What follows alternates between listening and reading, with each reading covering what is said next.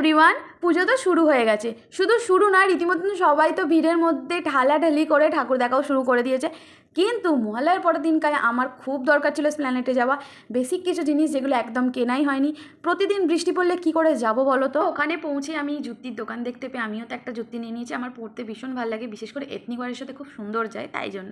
তো তারপরে সেই দিন এত গরম ছিল, সফটি নিয়ে সোজা চলে গেলাম শ্রীরাম মার্কেটে। তো শ্রীরাম মার্কেটে যা যা নেওয়ার ছিল নিয়ে যখন বাইরে বেরালাম, এত ভিড় ছিল যে ভিড়েতে রীতিমতন মারপিট লেগে যাচ্ছিল। আর তখন 2টো বাজে, আমাদের মোটামুটি শপিং ডান। 12টায় এসে 2টোর মধ্যে শপিং ডান মানে বিশাল ব্যাপার। তো যাই হোক, তারপর ওখান থেকে খাওয়া দাওয়া করে বাসে উঠতে যাব, তখনই আমার একটা ফোনের কভার খুব পছন্দ হয়ে যায়। তাই ফোন কভারটা নিয়ে সোজা উঠে পড়ি বাসে।